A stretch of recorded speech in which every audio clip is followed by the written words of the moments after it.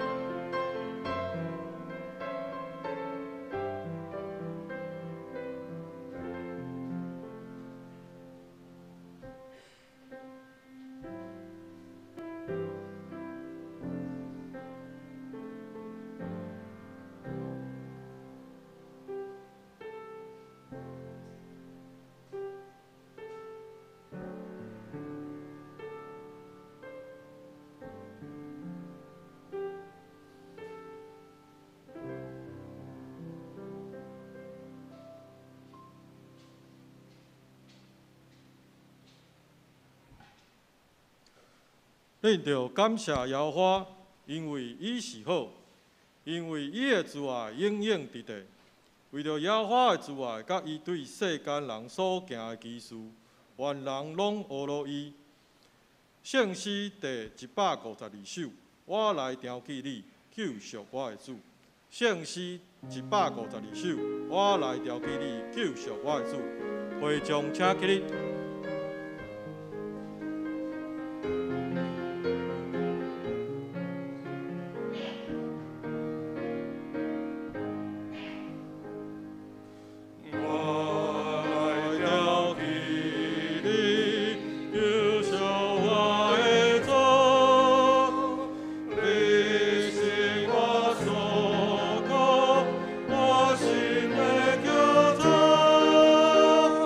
为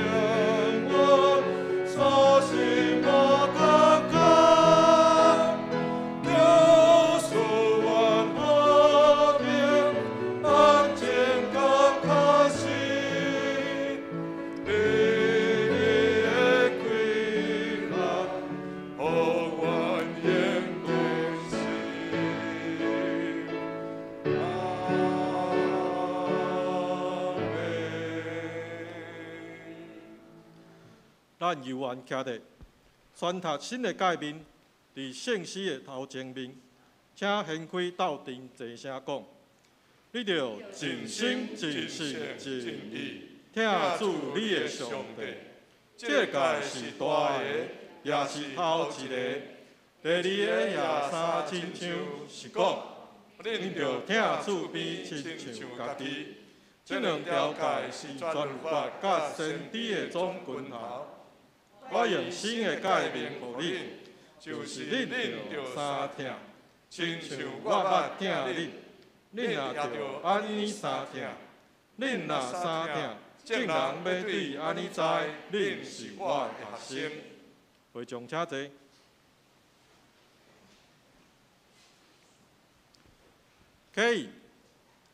启应文第八篇，伫圣诗的后壁面。启应文第八篇，我来启，你来译。耶和华是我的光，是我的拯救。我要行治罪。耶和华是我活命的气力。我要行治罪。虽然有军兵杂野要攻击我，我的心也无惊吓。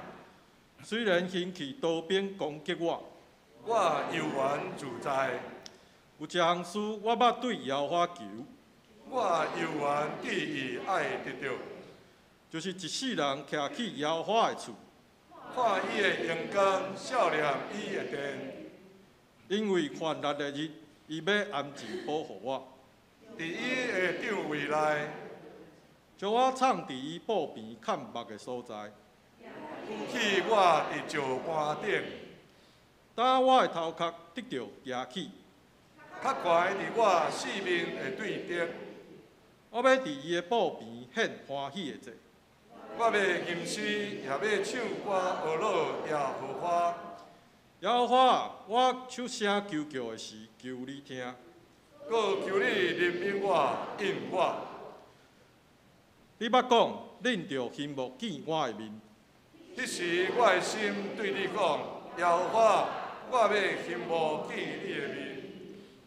毋通对我黄你的面，毋通想起来我你的路步。你白素是做我的帮站。救我的上帝啊，毋通放杀我，也毋通离开我。因为父母离开我，耶和华要收留我。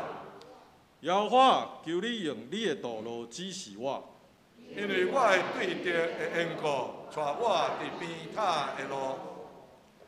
祈祷，请三角来祈祷。疼痛阮的上帝，阮搁一摆来到你的面前，要听你充满智慧真光的话语。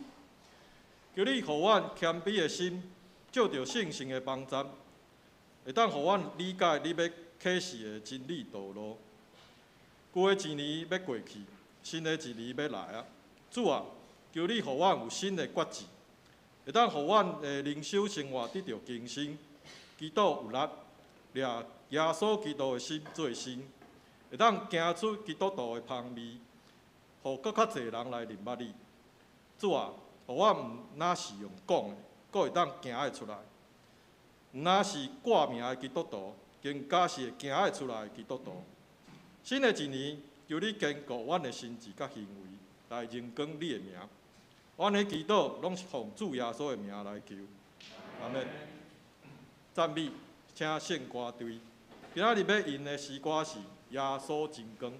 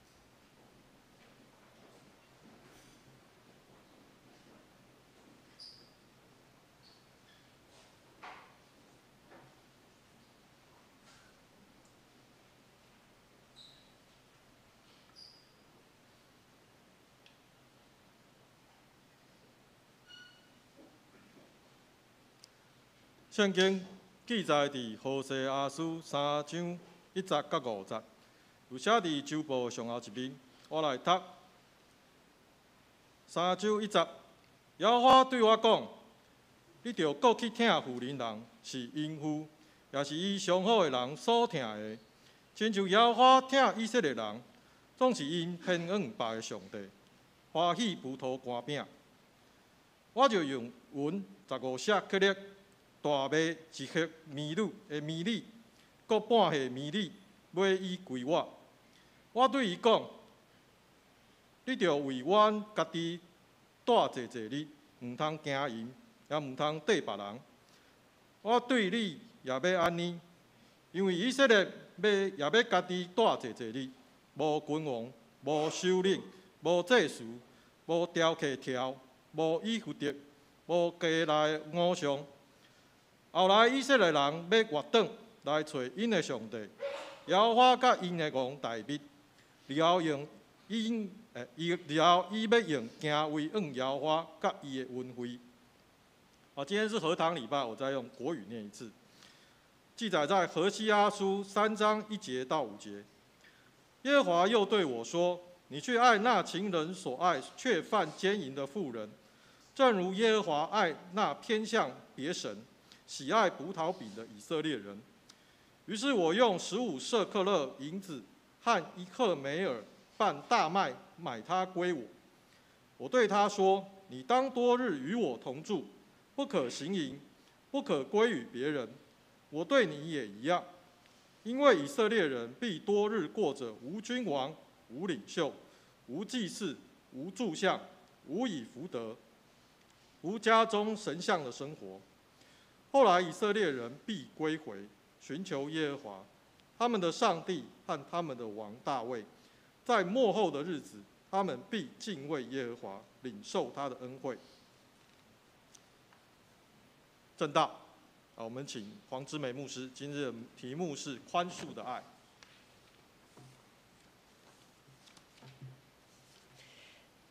各位弟兄姐妹，大家平安。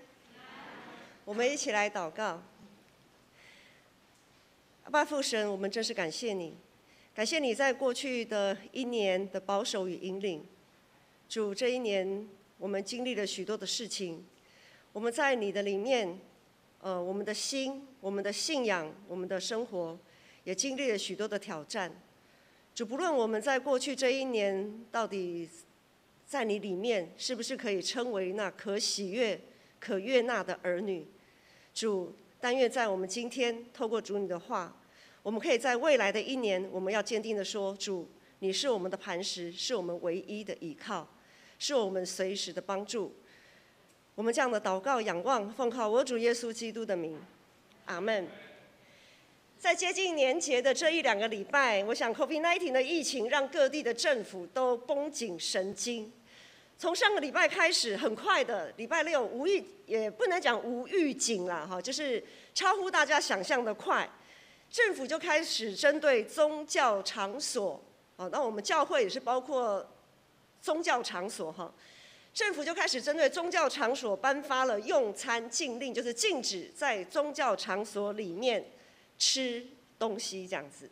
所以我们上个礼拜，其实礼拜6的时候，爱餐同工已经在预备了。可是下午的新闻发出来之后的时候，立即喊停，赶快把已经处理的料，要做一些处理处置这样子。然后我们隔天呢，上个主日就没有办法在教会用爱餐，因为过年期间呢，政府会首先针对宗教场合颁布这个吃东西的禁令，其实就是因为过年期间可以预见，在全台湾各地将有超乎想象的人潮涌入各大大小小的庙。可能我们基督徒没有什么很多的感觉，因为我们每个主日来到教会，甚至于包括新春礼拜会来到教会的弟兄姐妹都差不多，人潮或者是就是我们几乎都很认识、很熟悉。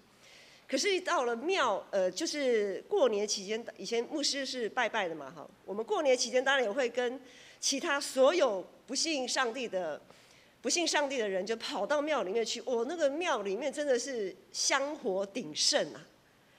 那个人真的是挤到你就好像去，就是你会被推，你甚至可能会被推着走这样子，就人多到这种程度。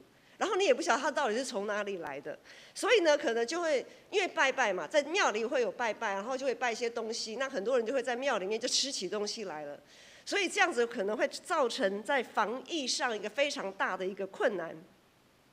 那为了避免这样子在防疫上的困难呢，所以呢，政府就很快的，在接近年节一直到年后这段期间，就已经开始限定在宗教场合是禁止饮食。我想神庙、神像，在历世历代人类在面临不安的时候，都是一个很大的慰藉。包括以色列这个民族在旧约时期，他们的圣殿，多神崇拜呢，但是多神崇拜一直是基督教在台湾宣教的过程当中所面对到的难题之一，因为我们跟当时的以色列人所碰到的困境其实很雷同，我们都面对的是一个多神崇拜的社会体系。何西阿书的社会背景就是多神崇拜，即使在当时应该是敬拜独一真神上帝的以色列这个民族，他们仍然在他们所居住、上帝所应许赐给他们的那个迦南地呢，仍然遍地仍然都是偶像。因为当初约书亚在带他们征战迦南地的时候，他们并没有把那些都消灭。所以呢，因着这样子的一个关系，这样子的前因，然后有这样子的后果，他们的家里充斥着各种神像。不要说外面的环境大庙小庙就连他们家里以色列民族的他们的家里以色列人，他们的家里也充斥着各种神像。所以在何西阿书里面，我们发现上帝把这群与上帝立约，却又始终三心两意祭拜偶像的以色列民，比喻在情感以及在婚姻上无法专一的淫妇。我们一起翻开座位前面的，我们座位前面都有圣经哈，我们一起来翻开何西阿书。因为我们待会牧师要带大家看的是在今天的经文段落之外，我们翻到何西阿书的第1章，在旧约圣经的992页。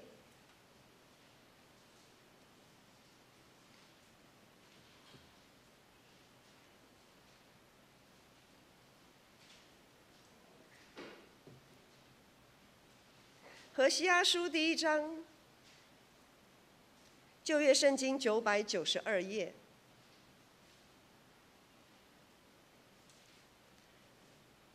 这个我们在上礼拜3的查经祷告会已经有带大家读过了。好，那我们现在再来读一次，我们一起来读。好，何西阿书第1章第2节，我们一起来读何西阿书第1章第2节，来，请。耶和华初次与何西阿说话，对他说：“你去娶淫妇为妻，也收纳从淫乱所生的儿女，因为这地大行淫乱，离弃耶和华。”好，我们圣经就保持在这边，好，先不要合起来。上帝要求何西阿去进行一场于情于理都让人无法接受的婚姻。上帝要用何西阿的婚姻成为以色列无法对上帝忠诚的一个记号。在经文里面，我们并没有看到何西阿有任何他的心中的想法，或许在道德上、在情感上让他感到相当的不舒服，百般的不愿意。那一天在查经祷告会，牧师有问在场的弟兄说：如果今天上帝要你去娶一位淫妇，还没有结婚的哈，比如说宇翔啊、定信啊，那还没结婚嘛，结婚了我们就先不算了啦。如果上帝要你们去娶一位淫妇，我不知道你们心里怎么想，或者是你的父母会怎么想。我们不确定何西阿他心里怎么想，但是依照人正常的反应，一定是非常的不舒服，百般不愿意啊。但是他却愿意用他的意志，不是在于他的情感与理性，他愿意用他的意志，用他对上帝主权完全的顺服来回应这个呼召。何西阿对上帝的专一，对上帝的顺服，成为在信仰上犯奸淫的那个时代一个相当明显的对照组。一群以色列民对上帝信仰不忠，拜偶像，然后呢，另外有一个对照组，就是何西阿对上帝完全的忠诚。上帝借着何西阿那令人匪夷所思的婚姻，向我们启示一个极大的奥秘，那就是即使上帝的子民像淫妇一样三心两意，即使上帝的子民像淫妇一样无法抗拒世界的诱惑，上帝依然愿意爱我们，愿意宽恕我们，接受我们。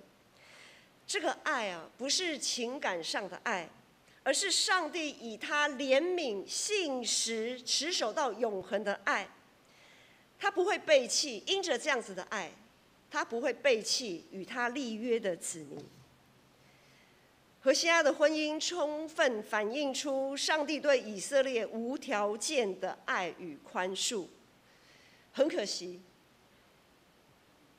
惜啊！即使何西阿愿意这样子去娶了一个淫妇，娶了他的妻子进门，但是呢，何西阿的妻子仍然无法抗拒世界的诱惑，她始终无法专注在自己丈夫身上，不断的给她的丈夫戴绿帽子。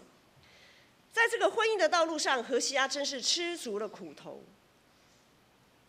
他要忍受多少人在他背后的闲言闲语？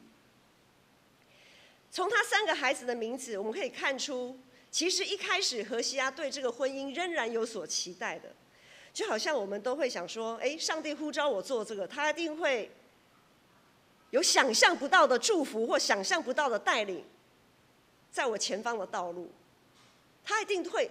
人嘛，我们都会有一些期待。上帝要我做这个，虽然这个我真的是百般不愿意，但是好，上帝，你既然为我开路了，你既然呼召我去做，那想必你一定会帮我排除任何的困难。可是并没有，对何西阿来讲，并没有。我们从他3个孩子的名字看到何西阿起初一开始的盼望，然后呢，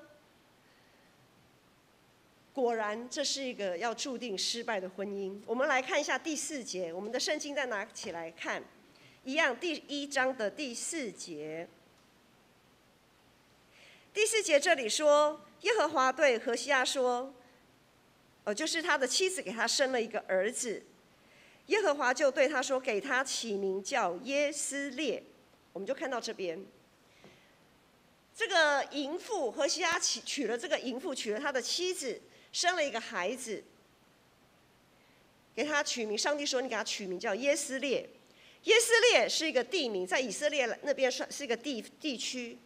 耶斯列是一个蒙神祝福的地方，它蕴含着丰沛的生命力。但是很快的，我们再来看第6节跟第8节。第1章的第6节跟第8节。第6节又说，歌灭就是何西阿娶来的妻子，歌灭又怀孕生了一个女儿。耶和华对何西阿说，给他起名叫罗路哈玛。再来，我们看路哈玛是什么意思呢？路哈玛就是不蒙怜悯的意思。再来，我们跳到第8节。第8节这里说，歌灭给罗路哈玛断奶以后，又怀孕生了一个儿子。耶和华说，给他起名叫罗阿米。罗阿米是什么意思？就是非我民的意思，就是不是我的子民的意思。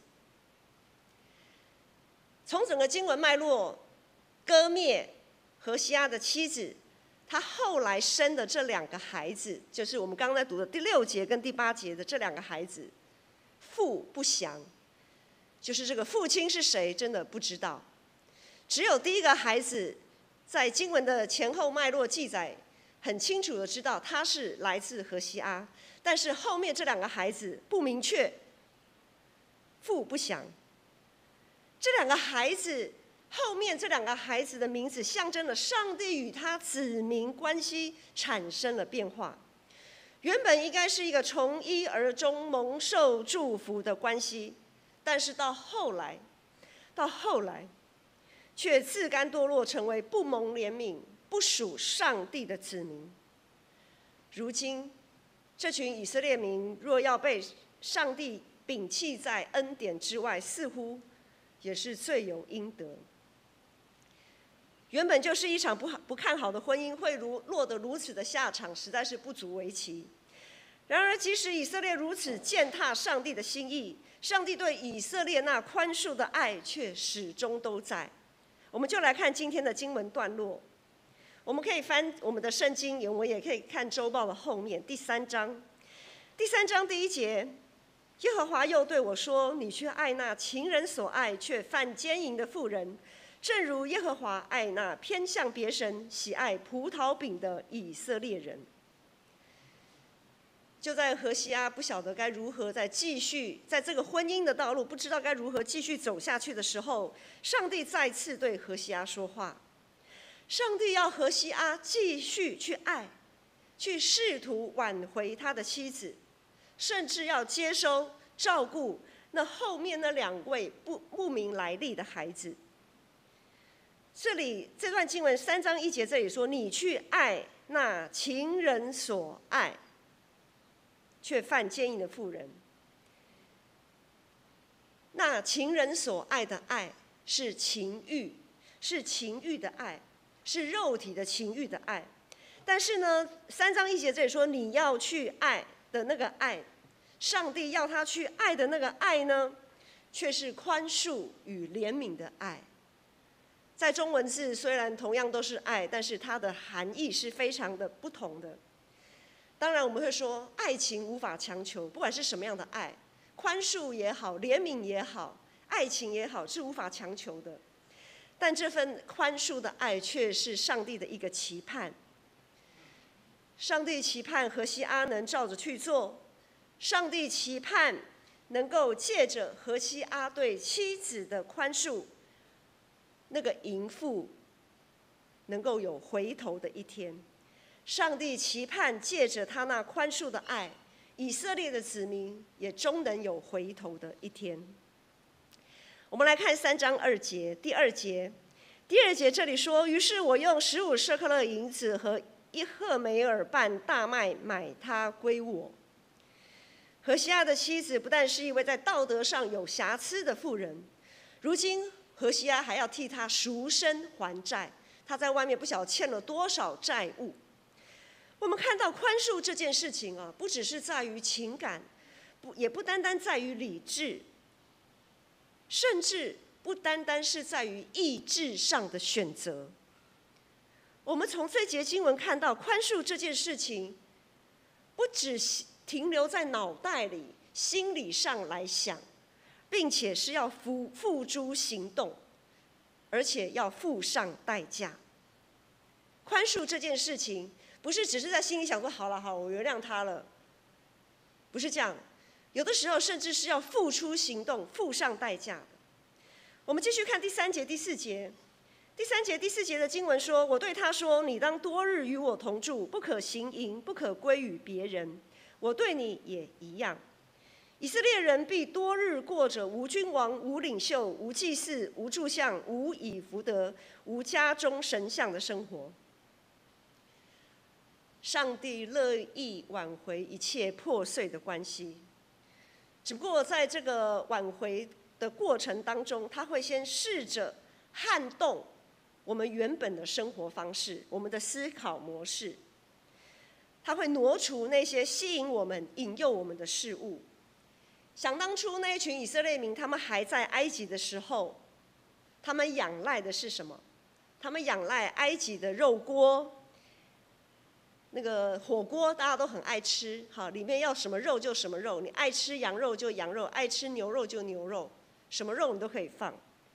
他们仰赖埃及的肉锅，他们仰赖尼罗河三角洲的富庶，他们仰赖军容壮大的法老军队来保护他们。虽然他们是一开始还不是奴隶，但是后来是奴隶的时候，不管怎么样，他们已经习惯仰赖他们的壮大，他们也仰赖一尊比一尊还要高大的神像。在不知不觉当中，其实我们是否会像以色列当初在埃及的那些以色列人去依附，在生活当中不知不觉的就去依附、去仰赖那一些上帝以外的人事物？我们要自己扪心自问，我们是否会仰赖自己的聪明才智，仰赖上帝所赐给我们一切的恩赐？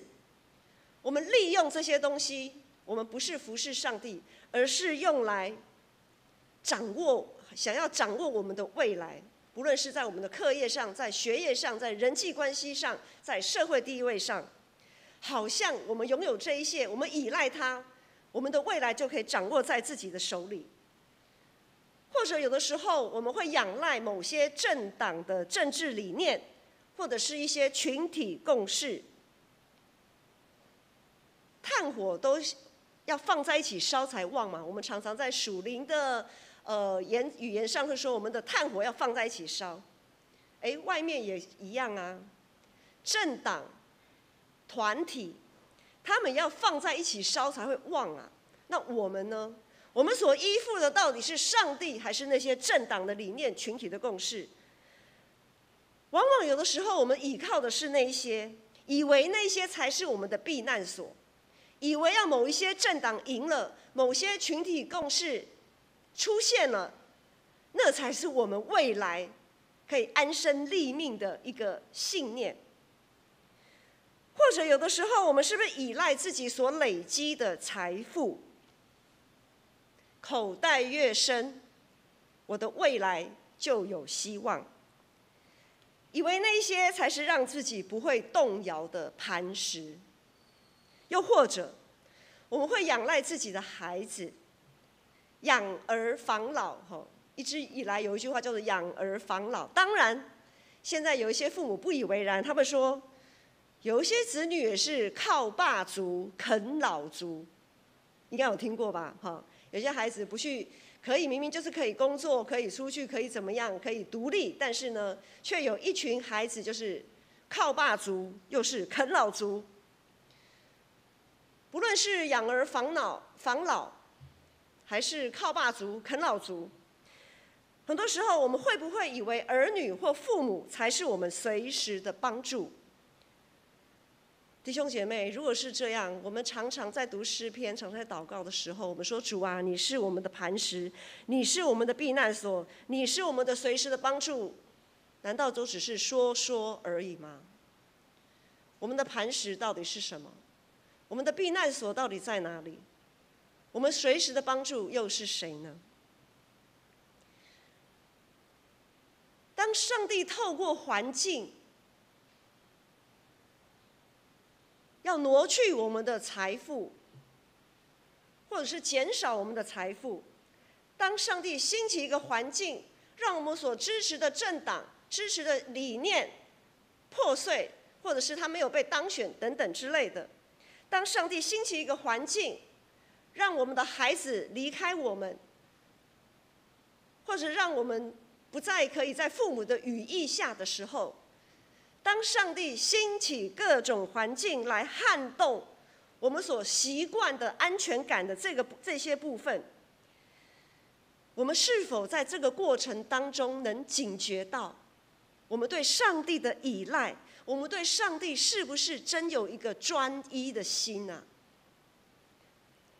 上帝为了让那群以色列人能够专心的依靠他，就把他们带离了埃及，进入旷野，带他们脱离那些会引诱他们犯罪的偶像，为他们开启一条能够专心仰赖耶和华上帝的旅程。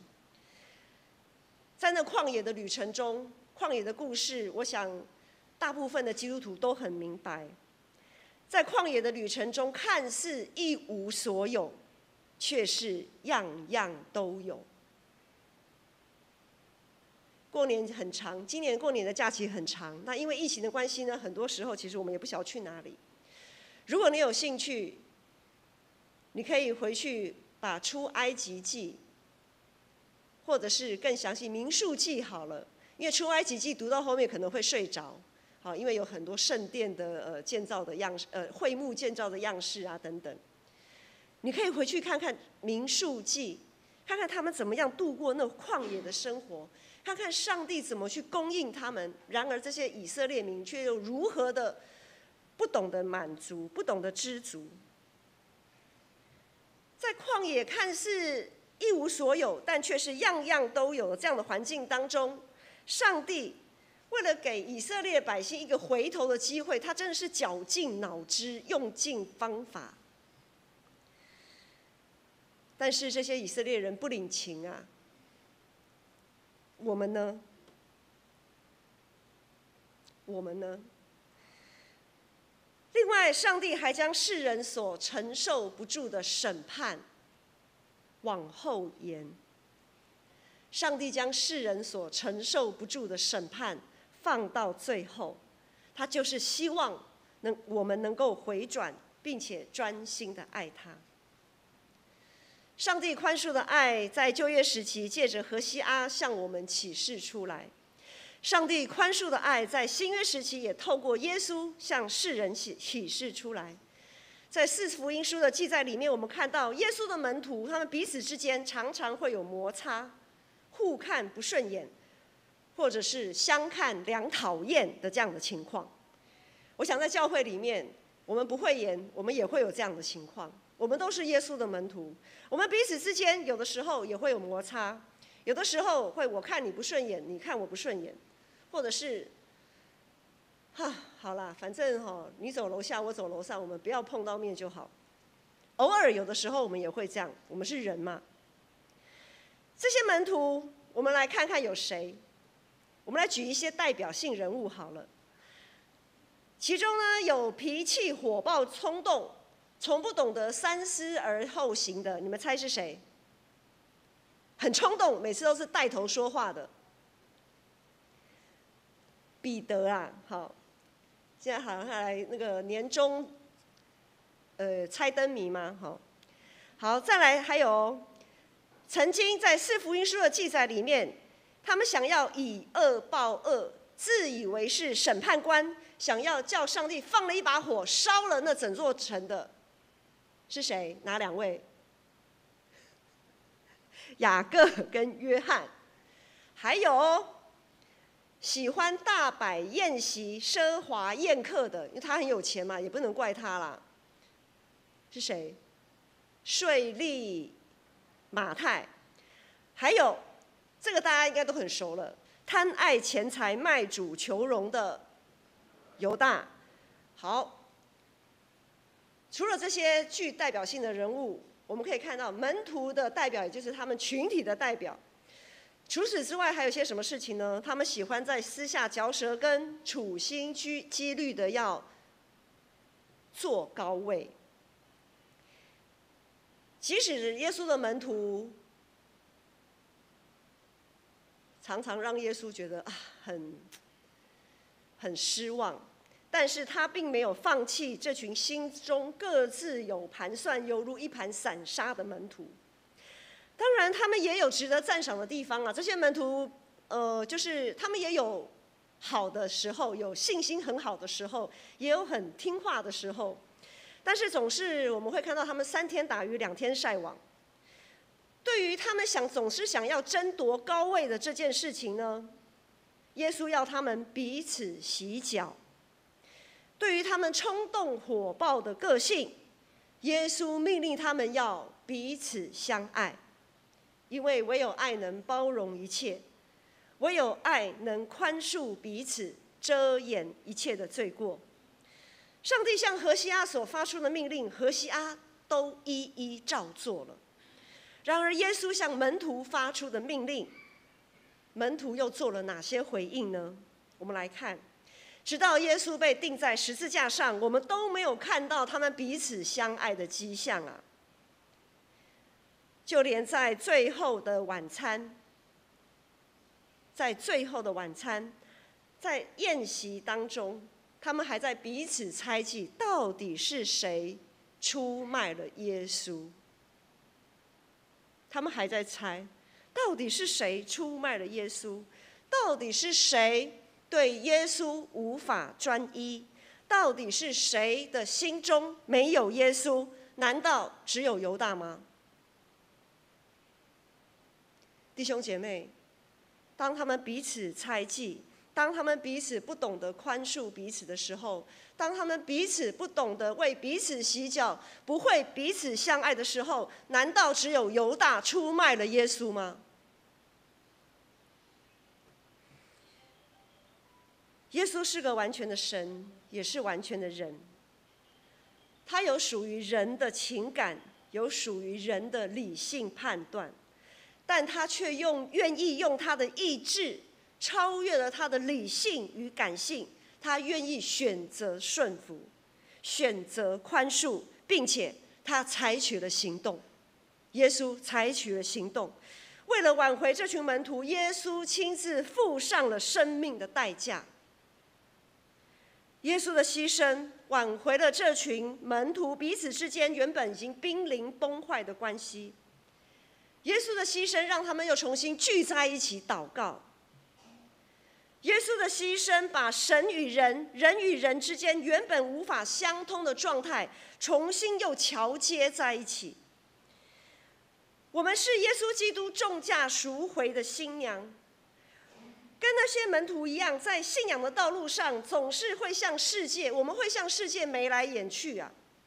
我们会在世界的试探当中，我们会落进那个试探，落进那个引诱。真是天底下日光底下没有新鲜事。过去在耶稣跟随耶稣门徒会发生的事情，如今在历世历代到我们现在都会发生。但我们的主却愿意一而再再而三的宽恕我们，接纳我们，拥抱我们，就像他借着何西阿向我们所做的这一些保证。主耶稣宽恕的爱不是背弃自己的原则，也不是对我们的错误做出妥协，他单单是为了要给我们，替我们制造更多机会，期盼我们能在基督里校正回归。主耶稣那宽恕的爱，将他对世人的审判无限的一直往后推延。宽恕不在于情感，而在于意志。上帝愿意宽恕，是因为他定义要爱我们到底。耶稣愿意宽恕，是因为他盼望浪子终能回头。因着上帝宽恕的爱，弟兄姐妹，我们才能从不蒙怜悯的成为蒙怜悯的，从原本不属于神的子民，我们可以称作我们是神的子民。我们一起来祷告。爱我们主，我们感谢你。当我们在这世上不断的盲目追寻，汲汲营营用各种方法要来塑造自我的价值，想要得到世界认同的时候，主，你让我们重新遇见了你。主，因着你宽恕的爱，让我们这身经百战却似乎已经支离破碎的生命，可以在你的爱中得到完全的恢复。愿我们在即将迎接新的一年的此时此刻，能够超越我们在情感与理性上的限制，用我们的意志来做选择。我们要做一个选择，就是我们要尽心尽性尽意爱主我们的上帝。我们要用这份心意来回应主你这宽恕的爱。主，同时我们要学习你那宽恕的爱，来宽恕我们周遭的人。求主圣灵帮助我们，让我们可以离弃我们心里那骄傲、论断的罪。我们这样的感谢、祷告、仰望，都是奉靠我主耶稣基督的名。阿门。回应的圣诗290首，救主疼痛的声，圣诗291首，救主疼痛的声，会众请起立。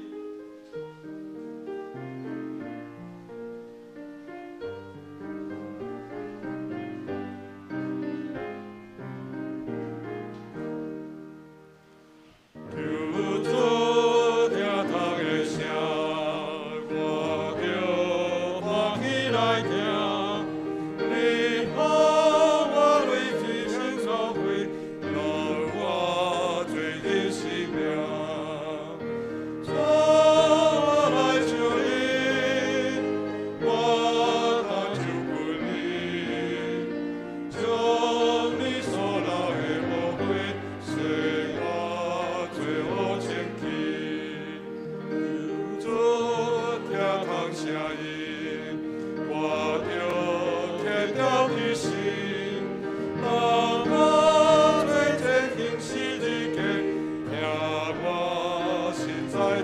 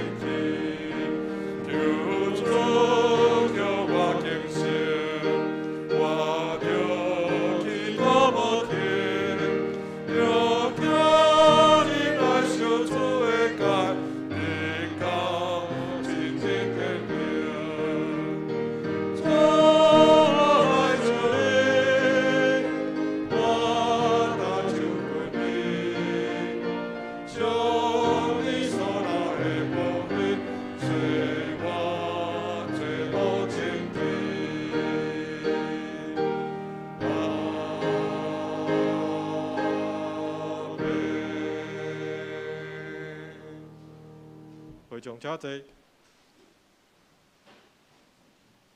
奉献，请长方的同工。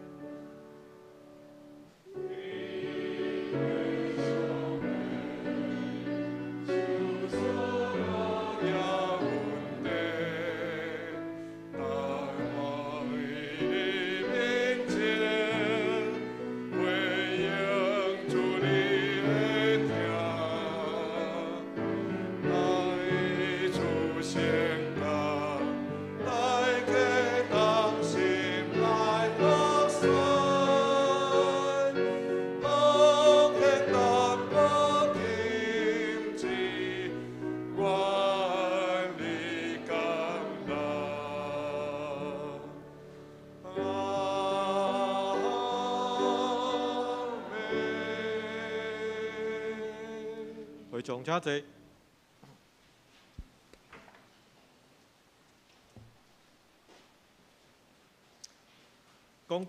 公道的事项记载伫周报顶面，请为着其肢体的调养来祈祷。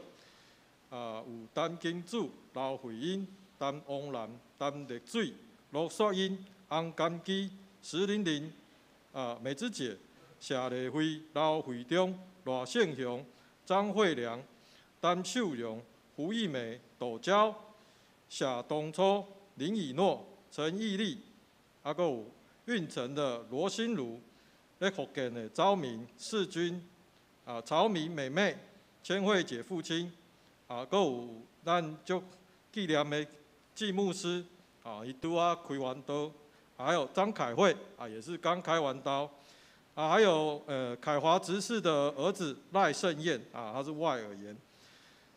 第二，为着咱伫逐种困境中会当专心仰望耶和华，听主咱的上帝，来学乐上帝的权能。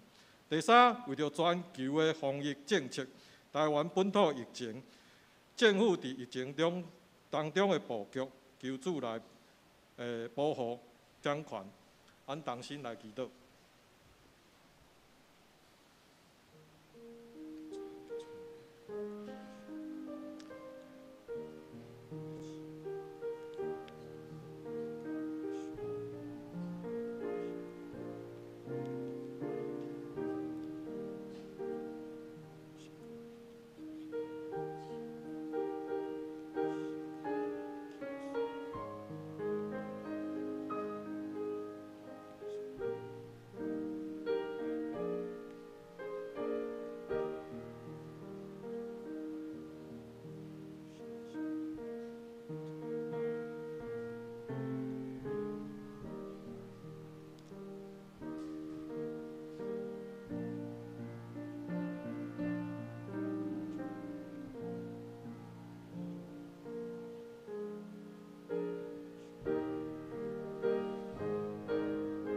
主啊，阮将一切所求所想献就伫你的面前，请你听阮有声无声的祈求。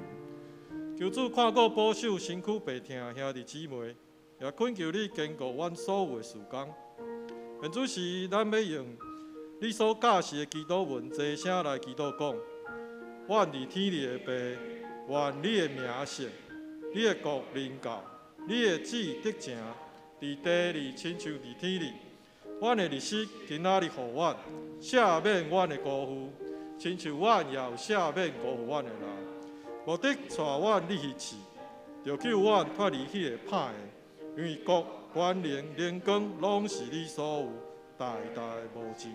阿门。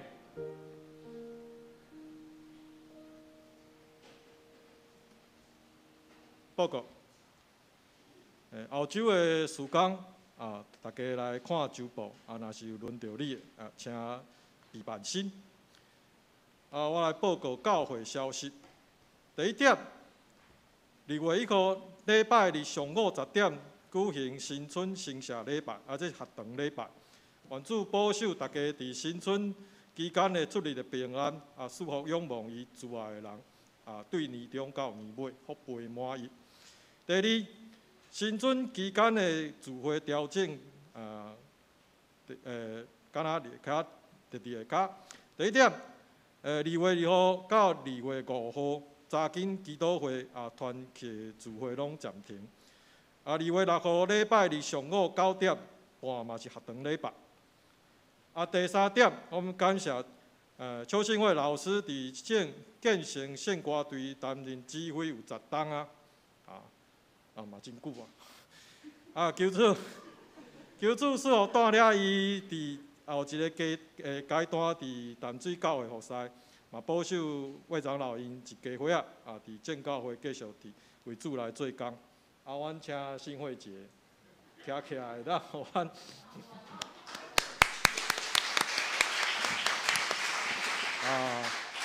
我嘛要讲一寡较早伫献歌队的故事啦。伫信惠节拄来的时阵，迄差不多迄半冬，大概练歌伊拢用少年人的话来讲，都是脸上有3条线。迄时阵，阮敢若一群乌合之众，大家互调，慢慢半冬了后，信惠节讲，差不多会知。差不多有到他心中的圣歌队的水准了。现在即马10冬过去毋知阮的程度敢有提升？嘛是感谢信惠姐因为拄来的时阵，我拄好担任圣歌队长我迄时阵嘛有真侪无理的要求比如讲，阮去要去讲去3天2夜的服饰。就讲想的好去花莲好佫有说要去啥？其实我迄时阵我知影我有真侪很无理的要求，真感谢信惠姐甲魏长老都能够全力配合啦。我们再一次感谢信惠姐这10年来的服侍。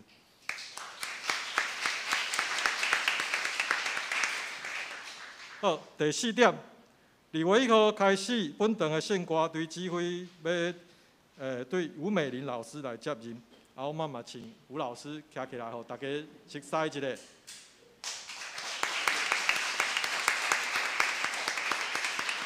拄仔早我因为进前无看过，伊带喙我看我阁以为是苏慧杰啦，所以大家可能莫认唔着，伊甲苏慧杰足像的。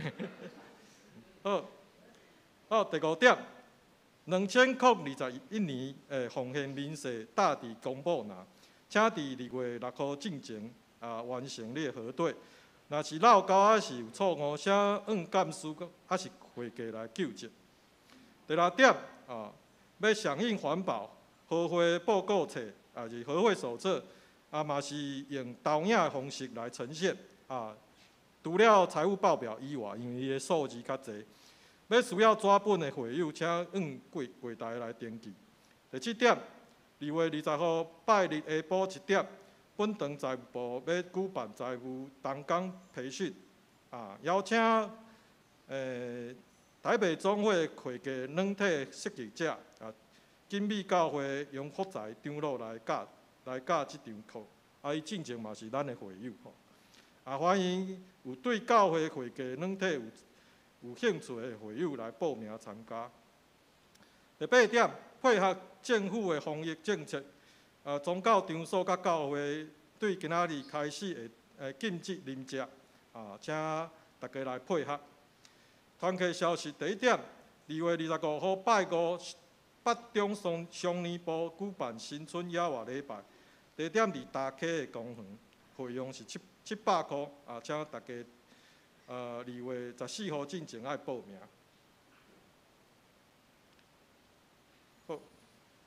好，奉献民事若是有错误还是漏交的，请检事还是会计来纠正。上言，圣诗509首。乌老天白万福本源，临时山车牧师教导，会众请起立。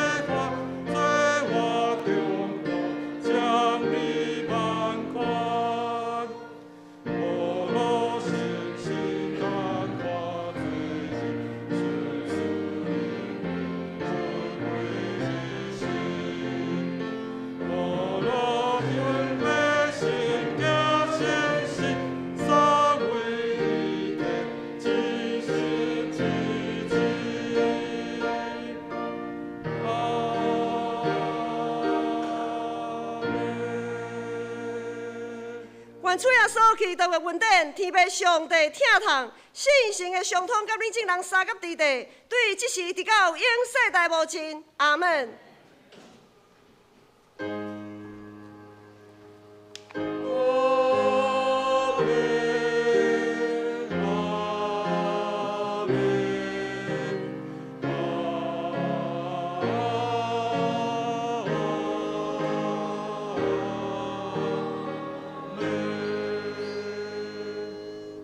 会众请坐。